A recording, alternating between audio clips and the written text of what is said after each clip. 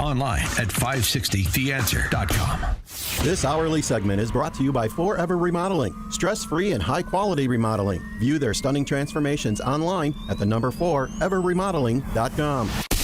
Now, from the Signature Bank Studios, this is Chicago's Morning Answer with Dan Proft and Amy Jacobson on AM 560. The Answer.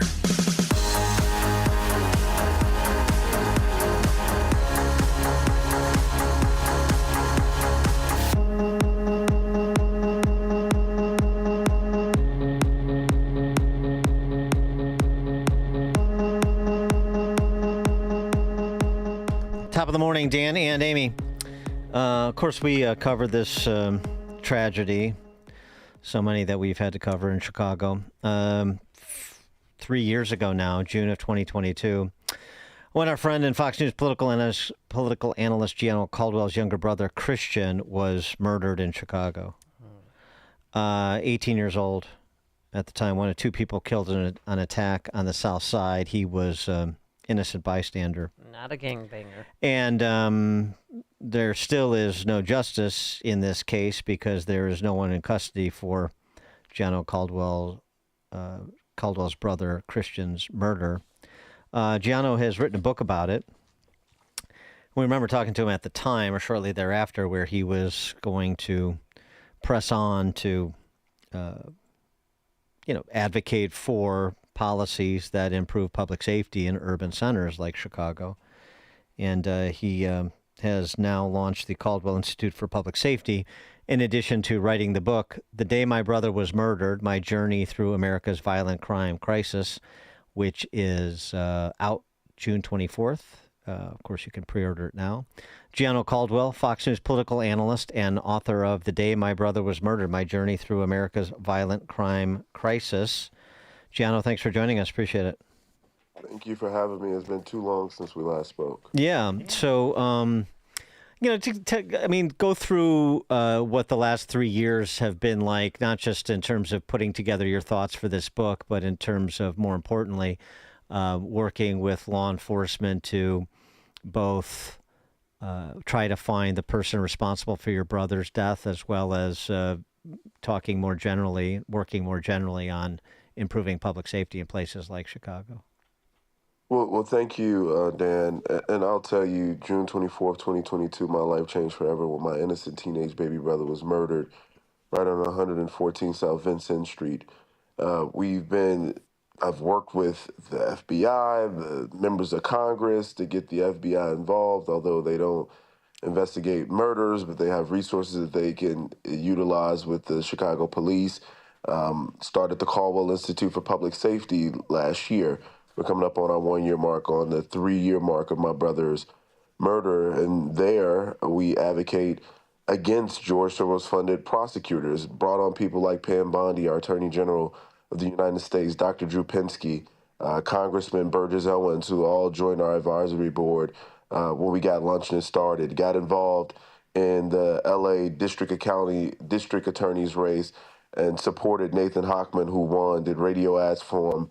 We've done quite a bit, honestly, since my brother was murdered. And in this book, I talk about, and it's called The Day My Brother Was Murdered, My Journey Through America's Violent Crime Crisis. I don't just focus on my brother in this book. He's actually the last chapter.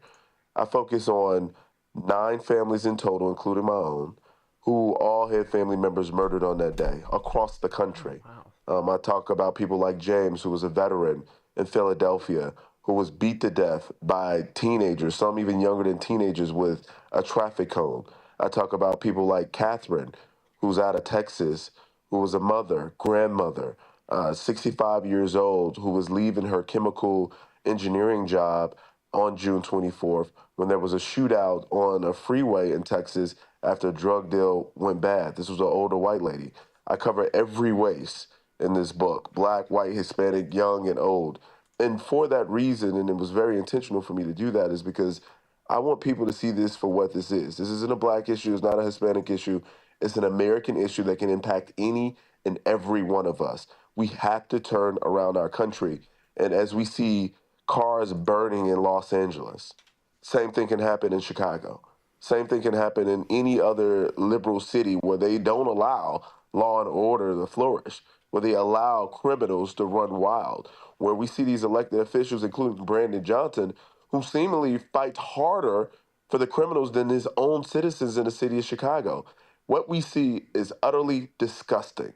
And it is people with a particular ideology, progressive, liberal, whatever, who uses a doodle brain intellect, if you will, to say that, no, it's okay to come into our country illegally. No, it's not. It's okay to burn police cars. No, it's not. It's okay to assault police officers and everyday human.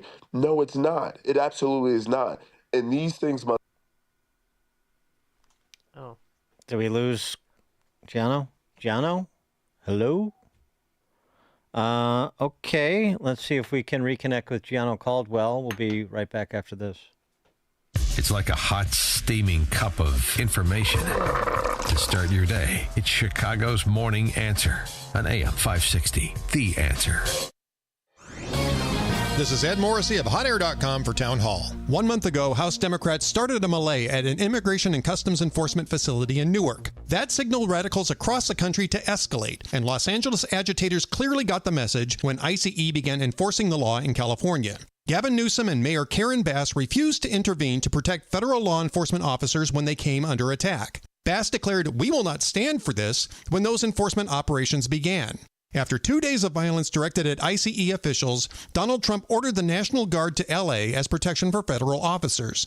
Newsom then rallied Democrat governors to oppose the move and to stop ICE enforcement activities. That's nothing less than a full party endorsement of riots and obstruction of law enforcement. Trump got elected in large part to enforce these laws across the country. The Democrat Party wants radicals to run riot in the streets to prevent the will of the voters from being fulfilled. Let this serve as a warning in every election about the nature of Democrat leadership. I'm Ed Morrissey. Are you planning to remodel your kitchen, bathroom, basement, or whole home? Explore why homeowners call Forever Remodeling the remodeling machine. With over 2,000 completed projects, our expert designers, project managers, and installers work together like clockwork, delivering stunning results on time and on budget. From creative design to detailed installation, we build beautiful, functional spaces without the stress. Call Forever Remodeling today at 847-809-3355 or visit foreverremodeling.com. That's the number 4, everremodeling.com to schedule your free in-home design consultation.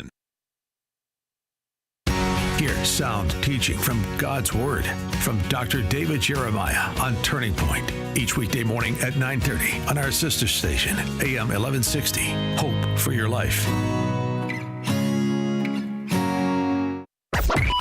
AM 560. The Answer. Okay, Gianno Caldwell, we're speaking with him, Fox News analyst. Got cut off there. He's back. Fox News political analyst, the book, The Day My Brother Was Murdered, My Journey Through America's Violent Crime Crisis. Gianno, sorry about the disconnect there. So you were talking about the basis of your book and these stories that you're telling about endemic violent crime in America, but really concentrated in America's urban centers.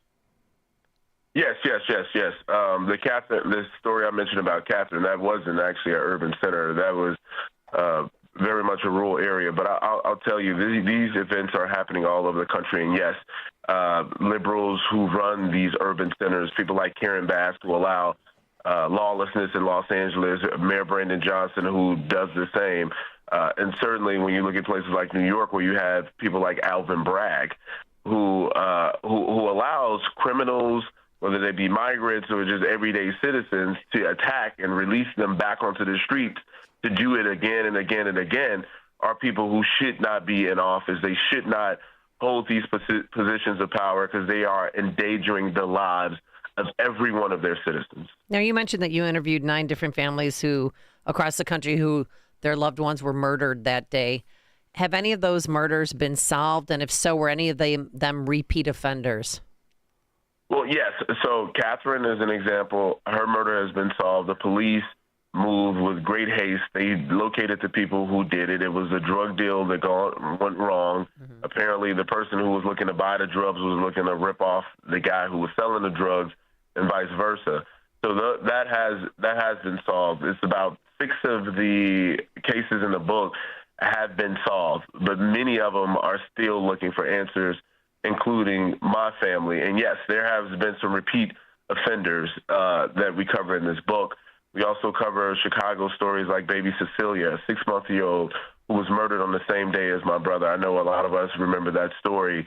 She was in the car with her parents when bullets flew through the window and shot the baby with her baby brother noticing there being blood. They thought it was fireworks initially. There's so many of these stories. There was 150 murders on that very day across the nation. And it was hard to pick any of them because all of them are so meaningful. You know, someone loses their life. It's a great loss to us all. That's potential. That's talent that we no longer have access to. Families who no longer have access to those particular individuals. So no matter the set of circumstances, it's a terrible tragedy to lose anyone. But I wanted to specifically give light to stories that maybe people around the country haven't heard of, along with provide solutions to what we've been seeing by interviewing people like Sean Hannity, John Walsh from America's Most Wanted, Dr. Drew Pinsky, talking about cities like Miami, which is the largest safe big city in America right now. Homicide rate is low as the 1950s.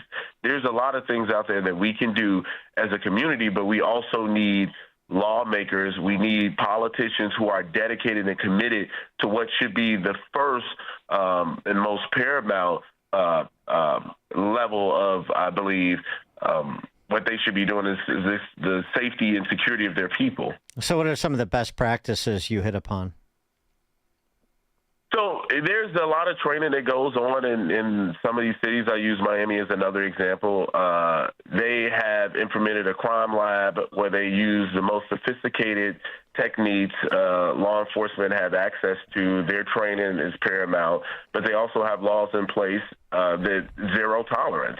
So if you, for example, you call the police in Miami, they sometimes send a SWAT team, depending on what it is, just to ensure that there's safety and security when things happen. So whereas in Los Angeles, they can throw bombs at police cars, if you will, they don't allow those kinds of things. And because they don't have politicians that are backing this lawlessness, people know this is a law and order city. So they don't commit the crime or they're going to do the time.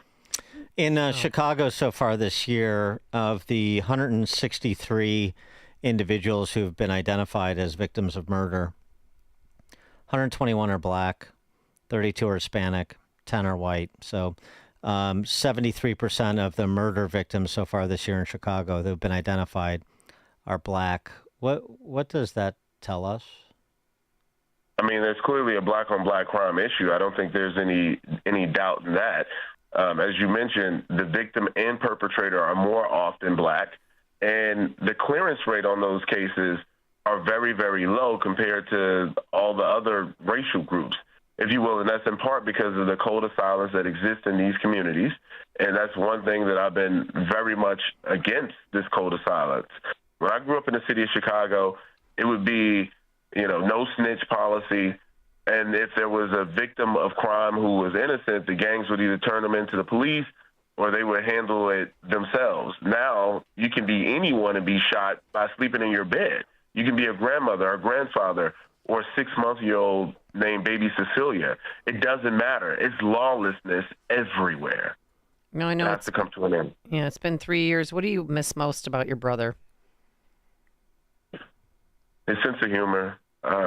Christian, he was a kind of kid that joked a lot. We all joke a lot in my family, but I really appreciated his sense of humor, his idealism, if you will. He wanted to go to college. He had a very much an interest in school sports. Those were things that drove him, and I appreciate all of those elements about him. And as I mentioned in the past before, this started about my brother, but it's now about so many others. This journey is not one that I wanted, but it's one that I'm on because I simply feel I have no choice. Gianno Caldwell is going to be in town Wednesday, June 25th at Tao. That's the old Excalibur where I used to dance on boxes. That's right. Tao. Yeah. It's pretty good there. I used to cut it up there. Wednesday, June 25th, Tao, Chicago. Gianno is in town for a book signing. Tickets are available. How do people get tickets to that event? Gianno? They're on Eventbrite, and Eventbrite. if you all would mind posting a link on your website too, that would be greatly appreciated. People can get tickets there; they can get them on our website as well. So we appreciate folks coming out. Certainly looking forward to a really good crowd of patriots, people who believe in safety and security, believe in law and order, people who support the principles of conservatism. So I'm excited about a good group of people coming out June 25th at Tao, Chicago, and the event is from 4 to 7 p.m. Great. And the book releases the day before, but of course you can pre-order it. The book, again, is The Day My Brother Was Murdered, My Journey Through America's Violent Crime Crisis. Gianno Caldwell, thanks so much for joining us. Good luck with the book and the event in Chicago later this month. Thank you for having me, Dan. I appreciate it. Thank you all. Thank you. And he joined us on our turnkey.pro answer line. There's only one radio show in Chicago talking about today's biggest stories and telling you what they really mean. That show is this one, Chicago's